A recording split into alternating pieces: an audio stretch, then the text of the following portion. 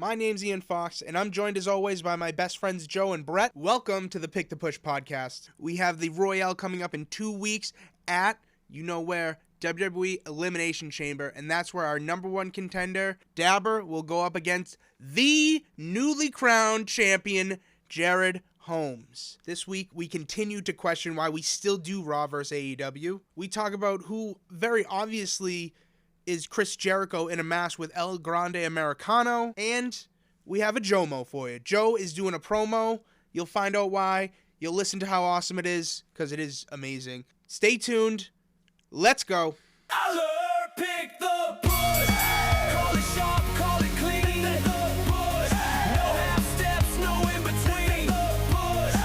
No luck, no hush. Only legends survive when you pick the push. Say strap in or strap on? Both. The most important thing to talk about this week to start, I have, is they even announced it on Raw. Braun Breaker is out for 3 to 6 months with a hernia injury. Like, he's gone. Yeah, they misnamed the hernia as well. But yes. Just another injury. What? Braun Breaker's gone? Yeah. Gone from Mania. Yeah, he had a ruptured hernia. Whoa. So he's going to be out for a little while, and that sucks. That's devastating. I feel like he's a huge draw. Big time.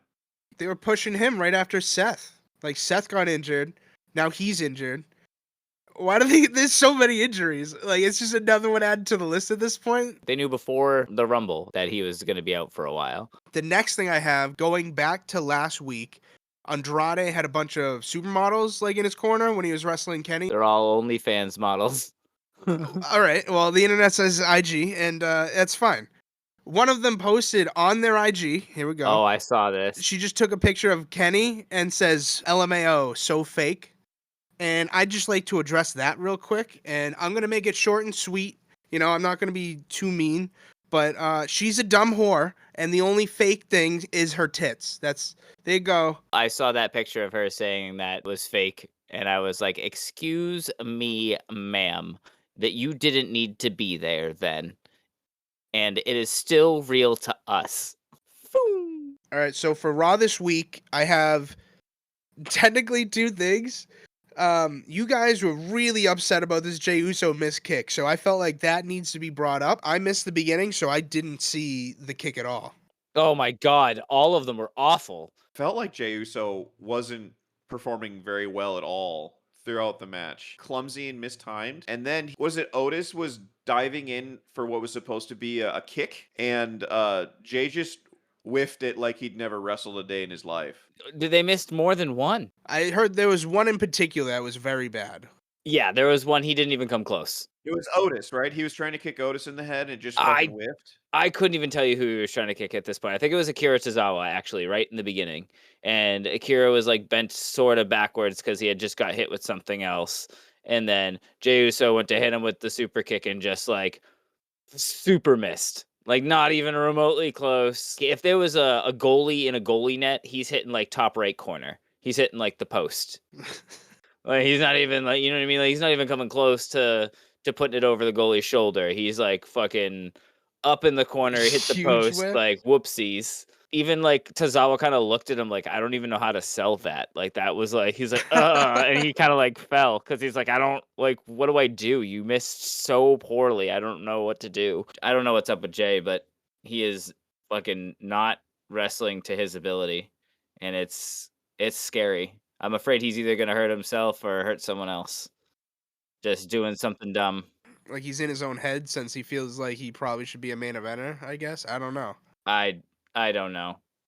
I don't know what the deal is, but it's not a good look, and it's unfortunate because that match I was really excited for because I was like, oh man, I'm excited for this banger because the Usos can usually hold their own, but Yeah, Uso's very good tag team, but I mean, Otis and Tozawa all good wrestlers, but not a match I would be excited for, and I would expect a lot out of the Usos.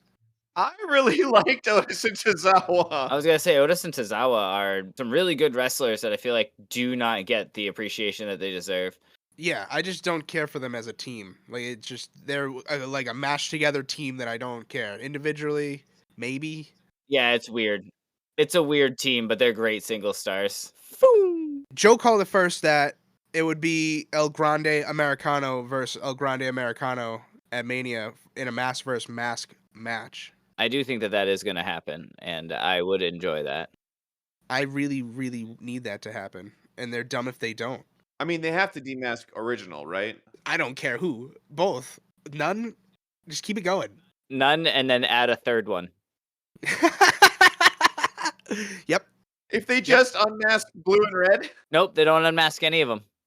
They keep like everyone as a team. Like a third one comes out, like a third completely independent El Grande Americano. wait. Yeah, and R-Truth. and it's like I was gonna say it's like R-Truth or like fucking almost. Almost would be insane. I want a Hornswoggle in there Oh. too. Or fucking Chris Jericho. Ah! Bro, that would be such a wonderful. That would be a really great way to introduce Chris Jericho. That would be crazy, dude. Oh, that'd be so sick. Have him come out, mask versus mask match, and then what happens is original El Grande swaps out with Chris Jericho, and they have the mask versus mask match. So that way, when Jericho loses, he reveals himself to be Chris Jericho, and that way, Gable can be like, "See, it wasn't me the whole time." Yeah, all of that. Give me all of that. For the love of God. The best storytelling ever. This keeps happening with El Grande, dude.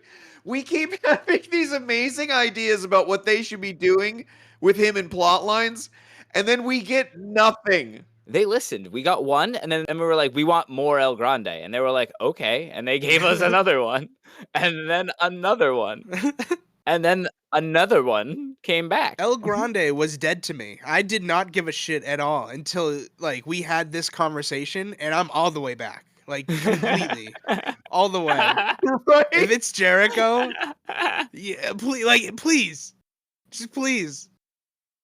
Such an amazing idea. The only parts that stick out for AEW for me, like there's plenty. AEW clearly, I was thoroughly more entertained regardless. The one that really sticks out is Ciampa versus Fletcher, though, right? Like that match was wild, and there was a title change on AEW, like just on a Wednesday, which was nuts. I was not prepared for. A title change. There was 2 title changes on AEW for a Wednesday. That's insane. You want to know why AEW won tonight? Is because that show was a banger. I don't care about any of the matches in particular, bro. I mean, I do. But many of those were right homeable about. But it's the entire show that is speaking to me right now, bro. I mean, just the start off with the 15, the promo with Swerve and Kenny Omega, just street fighting into 2 of the toughest beat 'em up, brutal one-on-one matches, a palate cleanser of the triple doubles match where everybody was flying around. It was hectic. I mean, the airspace was clouded. And then to finish it off with blood on a Wednesday, Blood and a title change blood and a title change on a Wednesday. on a Wednesday. On a Wednesday. On a Wednesday. On a Wednesday. On a Wednesday. On a Wednesday? On a A Wednesday. title change on a Wednesday, bro? I'm not gonna say it. You guys are weird. No, but seriously, there was a flow to that entire product, and I just want to thank you, Tony Khan, for AEW. So like AE chants all around. Thank you. That is, I succeed my time to the next senator. But what day is it? Rusev Day. It's Wednesday. I don't know what you're talking about. Oh, the mixed martial asshole line by Tony Storm also. Fantastic. Another amazing thing. But yeah, those are the only other things that stick out to AEW. But obviously, like, it's just another landslide for AEW, right? Yeah, I'm vote AEW if you need to I hear vote it. AEW. I don't understand why people can hate on this. One of the I have 2 reasons why I'm picking the way I am. This is no fault to Raw. Raw did an okay job this week at trying to tell a story to the point where I actually cared about CM Punk and Finn Balor on the screen. But they can't hold a flame to our baby girl Temecula holding it down in the main event, or Tommaso Ciampa and Kyle Fletcher. Those two alone could probably beat the last 3 weeks of Raw, let alone this week. So my point, AEW. Yep, that's right. Honestly, the Fletcher Ciampa match could probably be all of last year's Raw. Every single one of them. Line them up, knock them down. AJ Dom. That's probably the only one that I would put that up against and have it be like, because that was a real good everything I wanted. And AJ Cena, but that was a pay-per-view, so I don't count that. We haven't been watching Dom fight very much. He's been out. He's back now, though. Yeah, he just came back. Is he wrestling yet, though? No, he's not cleared to wrestle yet. How did he get injured? He got injured in a match with Vikingo. Oh, why does this keep happening? Why does it keep happening to the one side, though? Yeah. Like, that's the craziest part. It's all WWE. Stuff happens on AEW. There's still people that come back, but, like, it's crazy how consistently it's been WWE. I'll bring it up another time. Should we start keeping track? I think we do have to start keeping track at this point. With Braun Breaker is just, like, the cherry on top for me, being like, all right, this is ridiculous. Fakir's fine at this point, too, though, right? Like, she wouldn't make that list? No, she wouldn't. Yeah, okay. Yeah, I'll do some research. Figure out who's fully out right now. I just know that like AEW's got like 2 people out right now that I would love to see come back. 2 people out with injury that like it makes sense that they're out with injuries and like I just really hope that they can make their return. That's all I care about. Ooh. You have Will Ospreay, obviously, the assassin, and then you have the man who hates his neck, Kota Ibushi. There's only one thing left, though, right? There is only one thing left. So I chose Joe to do the promo, or the Jomo, if you will, last week because I got the highest score out of our Royale points. So now Joe has to do a promo. So Ian wanted me to do a Scott Steiner Math promo, where if I could trash Math in it, do it. But he mainly wanted it to be a Scott Steiner Math promo, so I'm going to try my damnedest to do it that way. So normally, I wouldn't mind doing this promo for Ian, but the math behind Ian's win in more ways than one just ain't adding up. You see, a normal person has a 1 in 24 or 4% chance of winning the pick-to-push royale, meaning that there's a 96% chance of losing is inevitable for the average person. But you see, I'm not an average person, and I don't play by normal rules. In our set of rules, I have a 33 and 1/3 chance of winning any given pick-to-push royale. And then you add Brett to the mix, my chances drastic go up. So if you take my 33 and 1/3% chance of winning and add Brett's 33 and 1/3% chance of winning, because he knows he can't beat me and he's not even going to try, that means I have a total of 66 and 2/3% chance of winning any given PTP royale. If you take a normal person's 96% chance of losing a royale and add Ian's extra 66 and 2/3% chance of losing the royale, then that there is a 162 and 2/3% chance that I shouldn't be doing this promo in the first place. So Ian, you won this time, but now everybody knows. It's just because when counting, you ran out of fingers and toes. So you chose me to do this wild promo. And at the Elimination Chamber, my score won't be so low. So the next winner you can expect is Senior Joe. The numbers don't lie, and in 2 weeks, they spell disaster for you, Fox. That was fucking incredible. I'm dead, bro. That was amazing. That was really, really good. It is frozen, but my face is stuck like that in real life. I did a lot of math to make that work. If anything, it was too math coherent. It made too much sense. Way more than Steiner's. Unbelievable. Bravo. Absolutely. Dude, that was amazing. I aspire to be half as good as that at something. Right when I heard you doing the voice, I was like, "Oh, I got a buckle. Like, here we go. Like, this is it." Dude, I was silent laughing. My cheeks hurt. Yeah, My yeah. cheeks hurt. Yeah, no, I've been thinking about this one for a while. So I started actually doing it like a history lesson, like my last one, where I actually started to look up the history of math, and I was gonna Oh like my goodness. do math that way, and then just be like the only math I'm trashing on is Ian's because he does math like from 40,000 to 10,000 BC when they new numbers existed, but it was one, two, and many. And that was it. And it was, like, just a bunch of, like, me trashing on you through history. And that was cool, but it didn't feel Steiner enough for me. I watched more promos, and I got the the how he likes to rhyme things. Steiner, then a 69er with Scott Steiner, and I was like, "I need to do shit like that and, like, make it really math heavy." So, like That was perfect. That was more perfect than anything I could have ever imagined, and I'm so happy that that exists. And I Yeah. can't wait to keep listening to that. Actually, I'm gonna spend like at least an hour of just listening to that. And I know that, I know it's gold anytime someone could pick me to do a promo, but, like, it's a punishment. It's a punishment for me. This one, home run. Oh, I was also gonna spell your name out with numbers and Oh, have it be like, uh, 1 140, 1 divided by 5 something was the actual problem.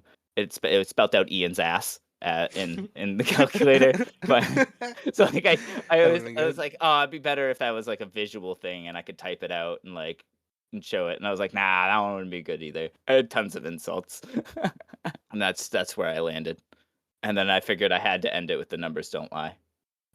My cheeks still hurt. Dude, my cheeks hurt On a too. I'm Wednesday. gassed. I'm absolutely gassed On a Wednesday. on an absolute Wednesday. On a Wednesday. Well, Wednesday's on a Friday this week. Boom. That's going to wrap it up for this week's episode of Pick the Push. Wow, what a great prompt I had for Joe to do his promo. Big pat on the back from me. Don't forget, follow us X, Instagram, YouTube, Spotify, Apple Podcasts. We are everywhere you're listening to your podcasts. And with only 2 episodes before we get into the next Pick the Push Royale, you're not going to want to miss next week's. So stay tuned. Have a good one. We'll see you next time. Aller, pick the push. Call it sharp, call it clean. The push. No half steps, no in between. The push. No luck, no hush. Only legends survive when you pick the push. Boards light, hearts race, crowd reacts. Every pick swings, no room for slacks. Bluff fails quick, mistakes break fast. Every choice lands, nothing's left to chance. Climb the ranks, feel the surge, hit it hard, no room to purge. Eyes locked, focus tight, every swing counts in the fight. Predicted the twist, caught us all flat. No way you had that. Pick it right, own the night. Pick it wrong, still stand your fight. Every call cracks, every swing crush. Step in the ring, pick the push. Push, push. I learned pick the push. Call the plays on the night. Push. Make it land, hold it tight. Push. No slack, no hush. Only legends survive when you pick the push.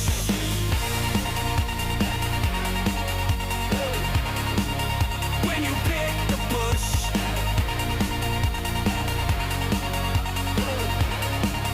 When you pick the push.